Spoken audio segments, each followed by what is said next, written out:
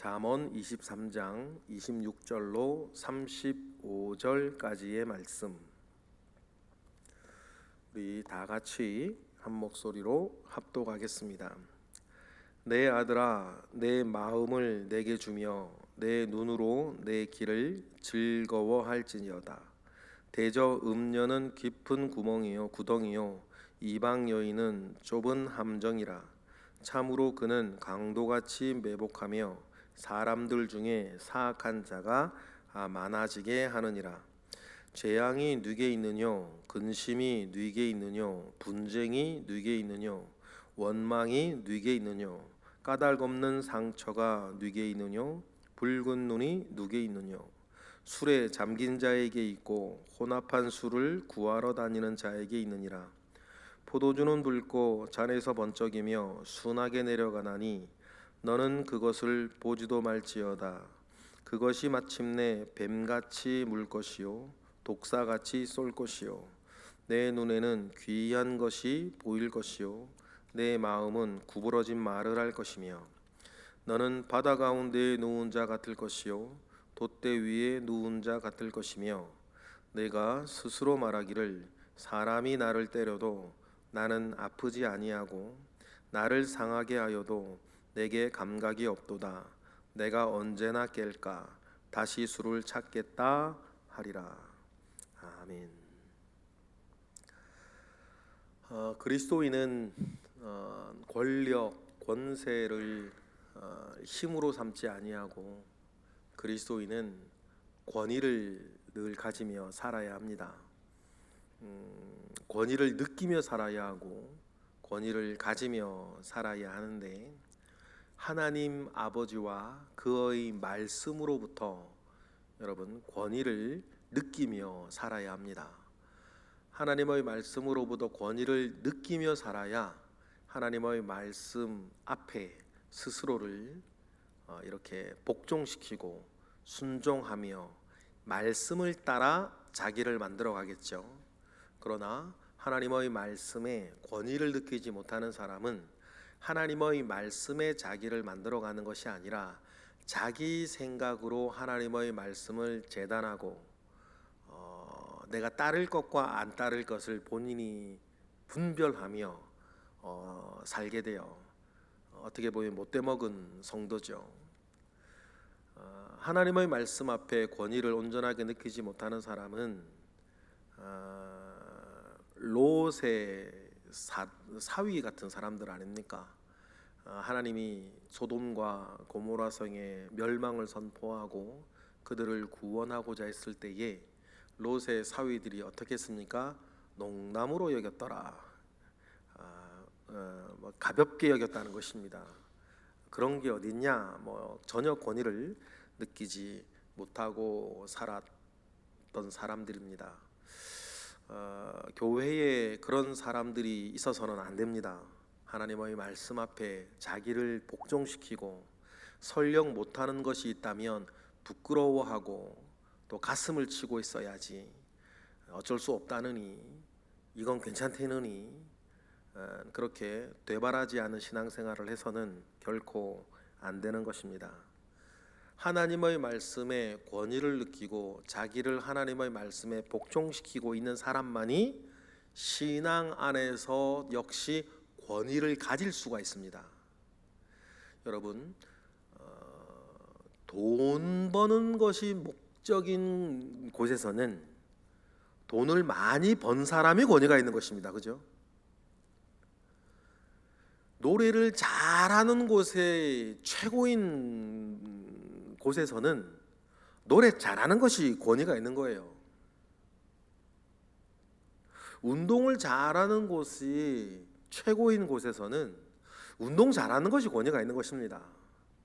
그러면 여러분, 하나님 아버지의 이름으로 모인 교회에서 여러분 제일 권위 있는 것은 무엇이겠어요?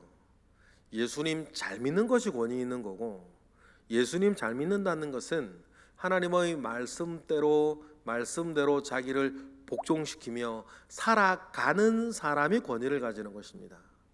그래서 권위를 가지고 있을 때에 그의 말이나 그의 행동도 다른 사람이 강제로 시키지 않고 이렇게 하지 않아도 그 사람을 존경하게 되는 거고 그 사람을 따르게 되는 것 아니겠습니까? 오늘 우리가 읽은 본문 17절에 보면 26절부터 시작되는 17번째 가르침에서 음녀에 대한 이야기와 이방 여인에 대한 이야기, 간음에 대한 이야기를 할 때에 아버지와 같이 등장하는 이 지혜로운 사람이 하는 말이 뭡니까? 자기 자신의 삶의 권위를 가지고 있는 거예요. 왜 그렇습니까?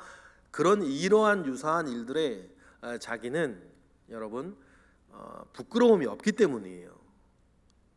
부끄러움이 없으니까 권위 있게 말할 수 있고 아들에게 뭐라 그래요? 너는 나의 길을 따르고 본받으라고 권위 있게 말할 수 있는 것이겠죠? 26절 읽어보겠습니다. 시작. 내 아들아, 내 마음을 내게 주며 내 눈으로 내 길을 즐거워할지어다라고 이야기하면서 너의 마음을 나에게 주고 내가 걸어갔던 그 길을 너도 즐거이 걸어가라 라고 권위 있게 말할 수 있는 것은 이 일에 대해 자기 뭐가 없는 거예요? 부끄러움이 전혀 없는 거예요. 어떤 일이에요? 27절이에요. 다 같이 대저 음녀는 깊은 구덩이요 이방 여인은 좁은 함정인데 28절까지 해볼까요? 참으로 그는 강도같이 매복하며 사람들 중에 사악한 자가 많아지게 하느니라 라고 하면서 음녀와 관련된 간음의 문제에 대해서 얘기를 해요. 여기서 음녀라고 하는 말은 장녀라고 하는 말이고요. 이방 여인은 문자적으로는 외국 여인, 좀 더 정확하게는 낯선 여인이란 뜻이에요. 그럼 여기서 낯선 여인, 이방 여인, 외국 여인은 우리가 이제 누구로 우리가 어떻게 이제 이해를 하셔야 되냐면 함께 공유하고 있는 가치가 없는 사람이에요. 함께 신앙을 가지지 않고 있는 사람이에요. 그리고 함께 하나님의 말씀을 함께 따르겠다고 하는 의지가 없는 사람이에요. 저도 분명하게 선을 그으면 또 결혼 밖의 여인을 남자 입장에서는 말하는 것이겠고 여인 입장에서는 결혼 밖의 남자를 이야기하는 것이겠죠. 그런데 그런 모든 여인들은 뭐래요? 좁은 함정이래요. 이 좁은 함정의 원래 의미는 좁은 우물이란 뜻이에요. 좁은 우물이라는 뜻은 결코 사람을 만족시키고 결코 사람을 잘되게 하거나 결코 사람에게 복이 되어지는 사람이 관계가 아니라는 뜻이에요. 아무리 말초적이고 아무리 매력적이고 아무리 멋져도 결코 그들은 어떤 이방 여인이나 음녀는 어떤 거라는 거예요. 아무리 말초적이라 하더라도 그들은 좁은 우물이라 그 사람을 결코 복되게 할 수도 없고 만족하게 할 수도 없고 즐겁게 할 수도 결과적으로는 없는 사람들이라는 것이에요. 그러니 여러분 우리가 이런 간음의 문제에서 굉장히 자기 자신을 잘 지켜나가야 합니다. 그런데 이 사람들로 인해서 어떤 사람들이 많아져요? 28절에 보니까 사악한 사람들이 많아진대요. 여러분 모든 법은 그래요.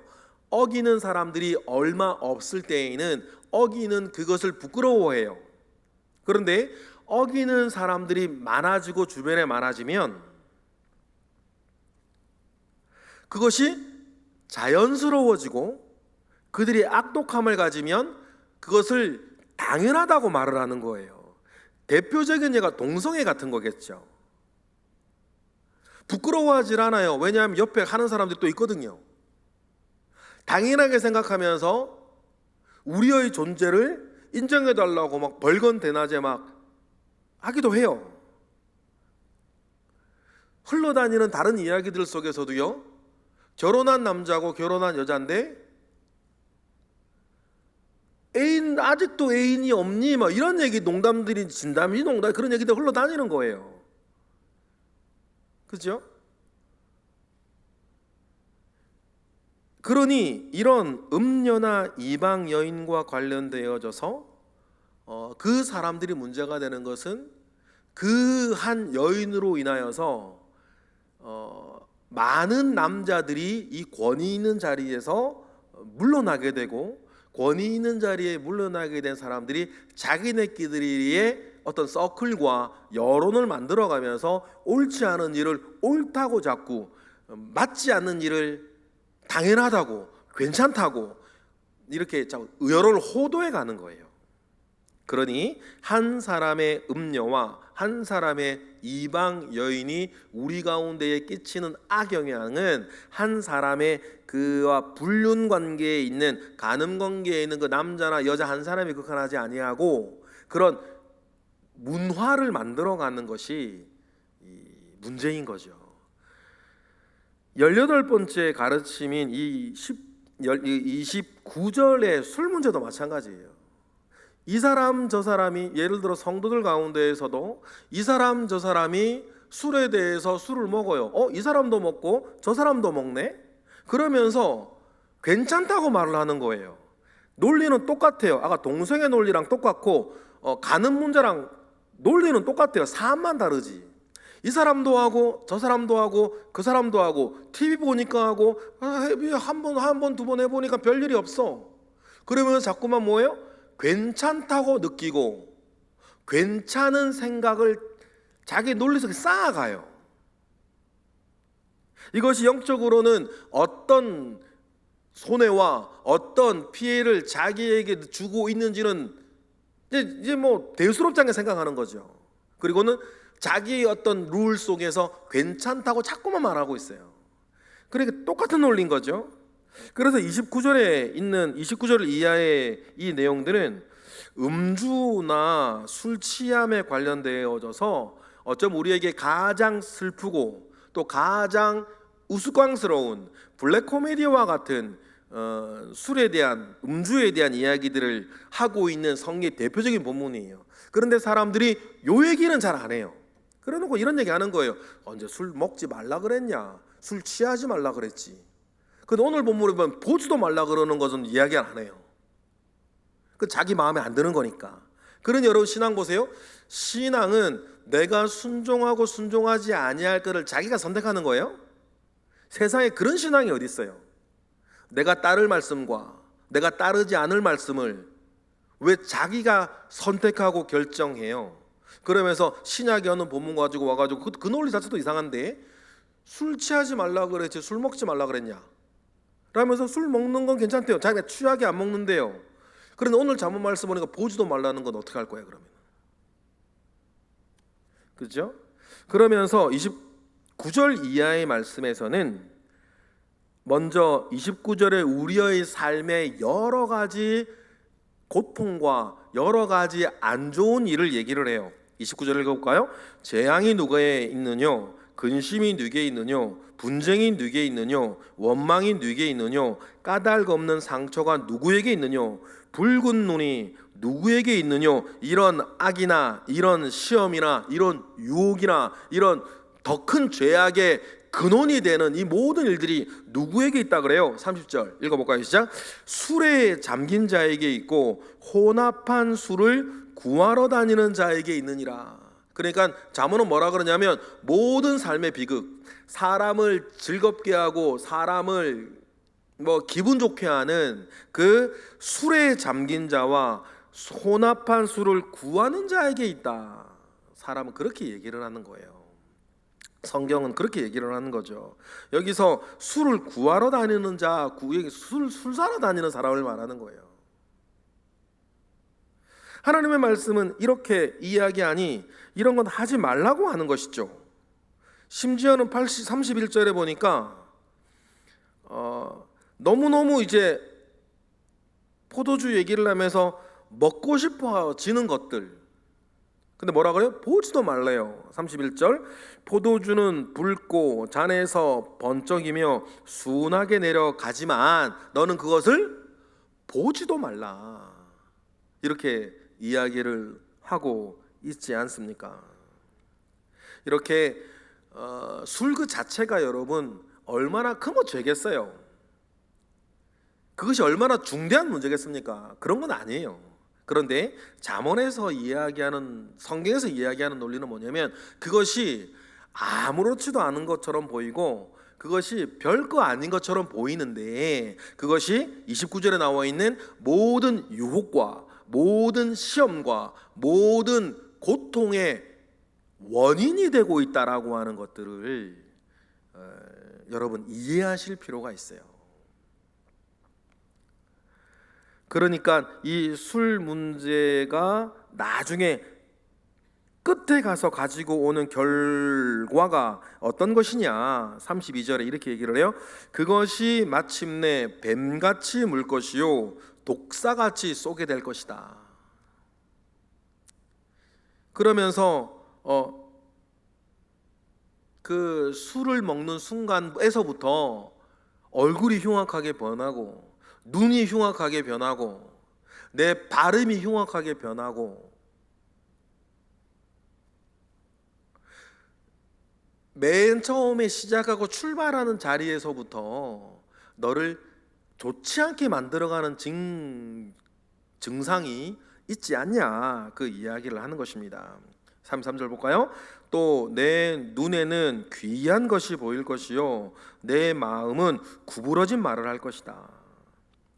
맨 먼저 술 먹는 자리에서 그런 일들이 일어나면서 나중에는 술 안 먹는 곳에서도 이런 일이 일어날 것이다.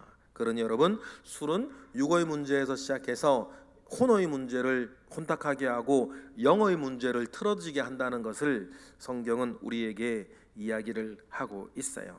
그러면서 그 우리로 하여금, 사람으로 하여금 허상을 즐기게 하죠.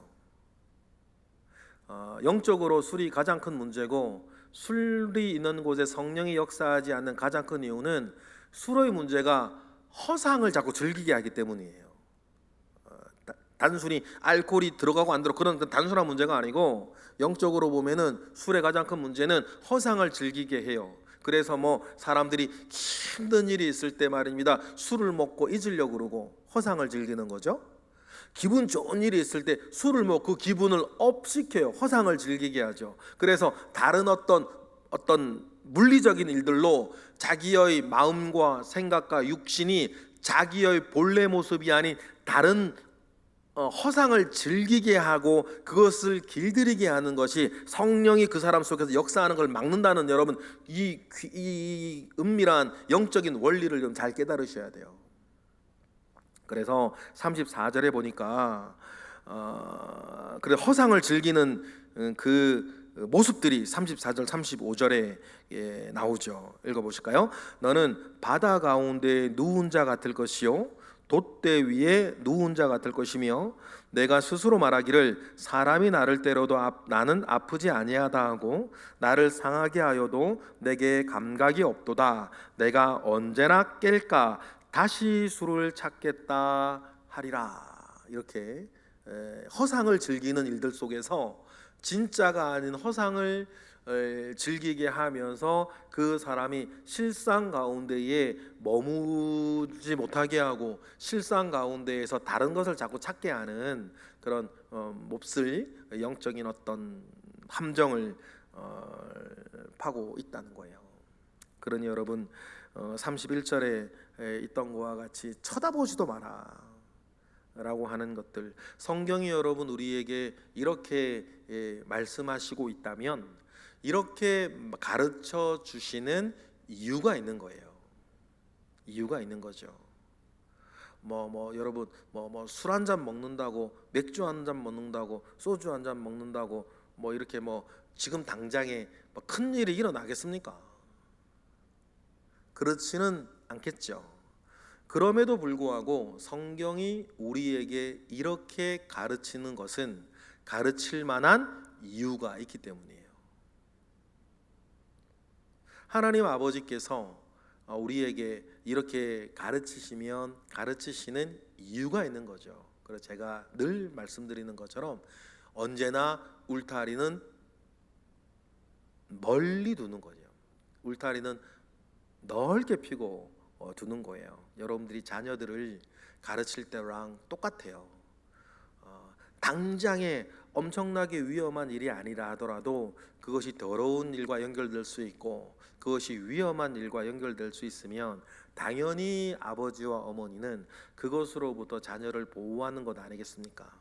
모든 것은 흐름이 있고 모든 것은 논리가 있고 100번 잘하다가 한 번 잘못했을 때에 여러분 일어날 그 대가가 엄청나기 때문에 그런 것이겠죠. 그러니 여러분 우리는 울타리를 멀리 치고 하나님의 말씀 앞에 권위를 느끼고 하나님의 말씀을 자기가 취사 선택하며 순종하려 들지 아니하고 온전한 신앙생활 하시기를 부탁을 드려요. 여러분 그래서 우리가 하나님의 말씀이 이렇게 말씀하시면 그렇게 따라가는 것이 목이 고든 백성처럼 자꾸만 다른 방법을 뭐 술 문제뿐 아니라 다른 것도 마찬가지예요. 다른 방법을 찾지 마시라는 거죠. 하나님의 말씀 이렇다 그러면 이런 거고 저렇다 그러면 저런 거지 자꾸만 그 좋지도 않은 머리로 자꾸만 다른 것을 찾으려고 하는 것 같아요. 은혜를 잘 모르는 사람이죠. 여러분 그런 우리가 하나님의 말씀 가운데에 세속에 물들지 않고 세상은 그것을 자꾸만 멋있게 하고 뭐 남자친구 문제, 애인 문제도 마찬가지, 술 문제도 마찬가지, 논리는 똑같아요. 세상은 자꾸 그것을 재밌다고 얘기하고 세상은 그것이 멋있다고 얘기하고 세상은 그것이 괜찮다고 얘기하는 때 술이나 애인이나 하나님께서 여러분 그것이 우리 가운데에 선하지 못하고 유익하지 못하다라고 하면 그렇게 따르는 거예요. 세상이 뭐라고 얘기하든지 간에. 그러한 온전한 신앙생활을 여러분 해나가시는 저와 여러분 되시기를 주님의 이름으로 축복합니다. 기도하겠습니다. 할렐루야. 하나님 감사와 영광을 올려드립니다. 크신 은혜와 능력이 늘 우리들 가운데 있기를 원합니다. 하나님의 말씀이 우리에게 가르치는 대로 신앙생활 하시고 하나님의 말씀이 우리에게 인도하는 대로 따라가게 하시고 하나님의 말씀이 우리에게 깨닫게 하는 대로 살아가게 하시는 은혜가 하나님 우리 가운데에 많게 하옵소서. 이 시간 드려지는 1000번째 예물 가운데 함께 하시고 우리의 기도 가운데 주님 역사하시옵소서. 예수 그리스도 이름으로 기도드렸나이다. 아멘.